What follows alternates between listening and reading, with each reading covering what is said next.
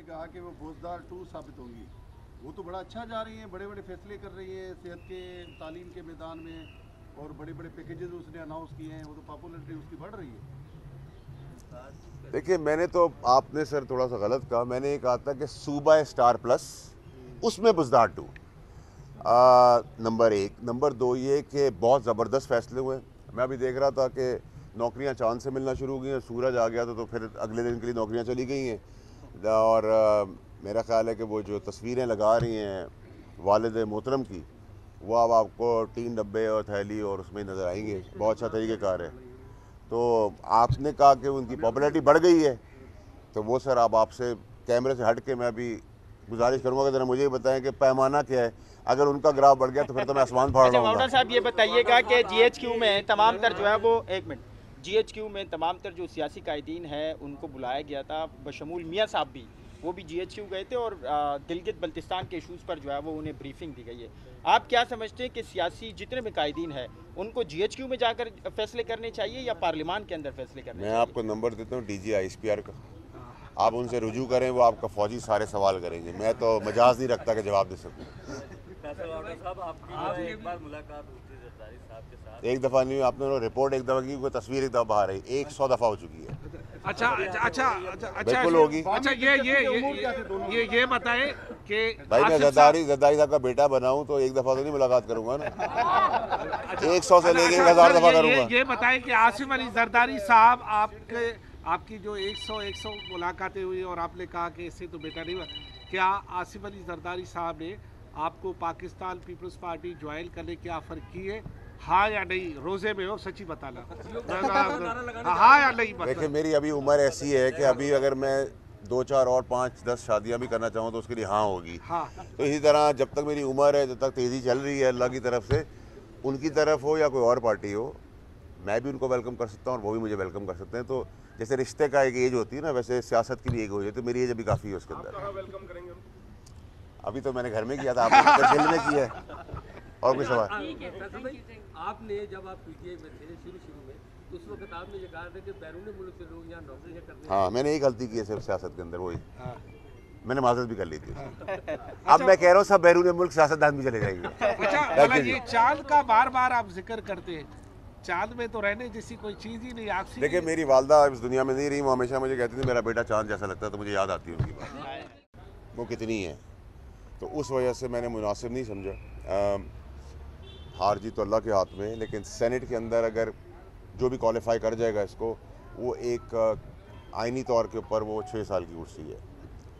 अच्छा फैसल भाई, ये बता दें कि आपने मतलब साबिक हमारे जो चीफ हैं उन्होंने ऐलान किया था कि जी सियासत पे अब बिल्कुल सर नहीं लेंगे, तो अभी जो मौजूदा हुकूमत में बिल्कुल उनका सियासी कोई किरदार है या नहीं कुछ, या अभी भी उनमें सियासत में इन्वॉल्व है? सर, यहाँ स्टैब्लिश, यहाँ चीफ जस्टिस भी होते हैं। आप कौन से चीफ की बात करें? आप भी चीफ हैं, मैं भी चीफ हूँ। देखिए जी, थर्ड वर्ल्ड कंट्रीज़ में किसी का भी अगर आप कहेंगे कम्प्लीटली कोई कनेक्शन नहीं होता, तो थर्ड वर्ल्ड कंट्री के अंदर, बल्कि अब तो फर्स्ट वर्ल्ड कंट्रीज़ के अंदर भी ये चीज़ें होती हैं। जब भी आपकी मुल्क की बका, सलामती और बॉर्डर लाइन की बात आएगी, तो नेचुरली जिनका जो काम है वो करेंगे।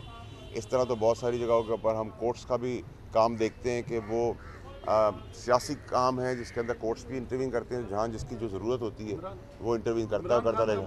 अच्छा, आप इमरान खान को बड़े जज्बाती तो लगाव था आपका खान साहब से, आप प्रेडिक्शन भी करते हैं, तो आपके ख्याल में बानी तहरीक पाकिस्तान जो कि अब सुन्नी तहत कौंसिल में तब्दील हो चुकी है, क्या मुस्तकबिल क्या, वो कब तक जेल से, सियासत में क्या मुस्तकबिल है? देखिए, आज की तारीख में तो अगर आप मुझसे पूछेंगे कानूनी तौर पर और सियासी तौर पर, तो चाँद पे हुकूमत बना सकते हैं सारे, और अभी तो उनके लिए कोई और चीज़ है नहीं। आगे वक्त हाल वक्त ज़रूरत पाकिस्तान में बहुत कुछ हुआ है, तो उसके तहत तो मैं कुछ भी नहीं कह सकता आपको, लेकिन एज ऑफ नाउ वो चांद पे हुकूमत बनाएं तो ज़्यादा बेहतर है। अच्छा सर, ये बताइएगा, आपने जो है वो बात की थी कि सदारत जो है वो आपको सदारती हाउस में आपने कहा था कि आपको सदर जरदारी की तस्वीर मानते हैं, या उनके लिए कोई पैगाम है इस मौजूदा सूरत हाल में, उनको क्या करना चाहिए इमरान खान को? देखिए जी, मैंने तो जो उनको समझाया था उनको मेरी समझ आई नहीं थी, और आगे भी जो मैं समझा रहा हूँ वो उनको समझ नहीं आ रही, तो वो उनकी मर्ज़ी है। उनका कद काट एज अ सियासी लीडर बहुत बड़ा है, तो मैं तो उन तक नहीं पहुँच सकता, लेकिन जो चीज़ें मैंने उनको उस टाइम पे कही थी वो सुन लेते, काश तो बहुत बेहतरी होती। आज भी मेरी उनसे गुजारिश ये होगी, मौला जट की सियासत छोड़ें जमहूरी रास्ता निकालें, भंवर से निकालें अपने आप को भी, पाकिस्तान को भी, इदारों को भी और कौम को भी। जी भाई। अच्छा फैसल वावड़ा साहब, ये बताइएगा, आपने इलेक्शन से कबल प्रेडिक्शन की थी कि आपको सदर जो है वो जरदारी नज़र आ रहे हैं, वो पूरी हो गई। अब ये बताइएगा चेयरमैन सेनेट आपको कौन बनता हुआ नज़र आ रहा है? काकड़ साहब दोबारा बन सकते हैं? और साथ ही ये बताइएगा, अली अमीन गंडापुर साहब इस वक्त जो है वो KPK में वज़ीर आला है, तो आपको क्या लगता है जिस तरीके से उनकी जानिब से स्टेटमेंट आ रहे हैं, क्या वो अपनी जो है वो मुद्दत KPK में पूरी कर पाएंगे? नहीं, ना वो अपनी मुद्दत पूरी कर पाएंगे। परेशानियों का टाइम रमज़ान के बाद उनके लिए शुरू हो जाएगा।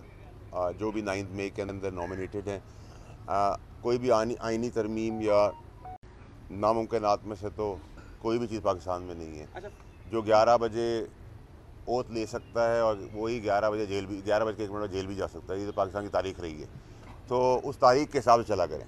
अच्छा ये बताएं कि आप जैसे किसी पार्टी से बिलोंग भी नहीं करते, तो क्या सिंध में ये इम्कान मौजूद है कि सेनेट के इलेक्शन के दौरान खरीदो फरोख्त भी हो सकती है? देखिए, ख़रीदो फरोख्त तो हमेशा पाकिस्तान के अंदर, चाहे वो जनरल इलेक्शन हों या ज़मीनी इलेक्शन हो या ये इलेक्शन हो, ये तो नॉर्म रहा है। तो आज मैं आपको इस पर आके नहीं कह सकता राइस के अंदर कि आज पाकिस्तान में दूध की नहरें बांध दी हैं और आइन और कानून के हिसाब से सब चीज़ चल रही हैं। ये तो पाकिस्तान की बदकिस्मती है कि हमारी डेमोक्रेसी शायद उस हद तक इसलिए भी नहीं पहुंची कि हमें 100 साल नहीं हुए। जिन मुल्कों को 100 साल कवर हो गए उनमें डेमोक्रेसी बेहतर है, हमें 100 साल से थोड़ा टाइम बीता दूर है, हम तो शायद जो लकूने हैं वो टाइमली ठीक हो गए। अच्छा फैसल साहब ये बताएं कि पाकिस्तान पीपल्स पार्टी कितनी देर तक मुस्लिम लीग के साथ रहेगी? 1 साल, 1.5 साल? देखिए, मौज़ाती तौर पर अल्लाह की मदद आ गई तो 2-2.25 साल होगी, फिर वो खुद मैदान में होगी, स्टीयरिंग व्हील पे होगी। ये मेरा एनालिसिस है, क्योंकि एक तो ये हस्ब हाल हस्ब ज़रूरत दोस्ती है।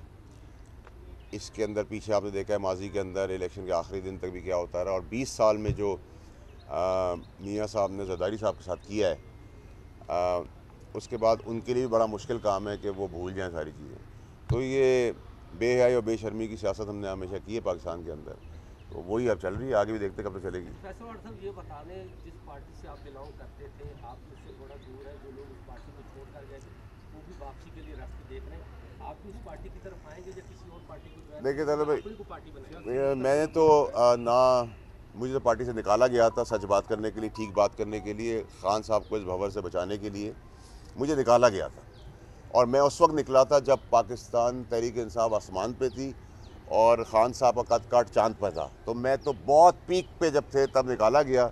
जो बाकी वक्ती बटेरे जो आज अपनी दास्तानें सुना रहे हैं, किस्से कहानियाँ कर रहे हैं आवाम के आगे कि हमें ये हो गया तो हमें ये इस तरह किया तो हम मजबूर हो गए, तो बेशर्म बेहयाओं को इतनी हया होनी चाहिए कि जैसे मैंने अहल होने के बाद सीट पे रिज़ाइन किया, किसी का बाप भी मुझसे रिज़ाइन नहीं करवा सकता था। आपको पता है अभी भी जो PTI के टिकट पे बैठे हुए हैं और PTI की जड़ें भी काट रहे हैं, उनके ख़िलाफ़ बयान भी दे के बैठे हैं, वो क्योंकि टिकट PTI का, तो मैंने टिकट PTI को वापस किया।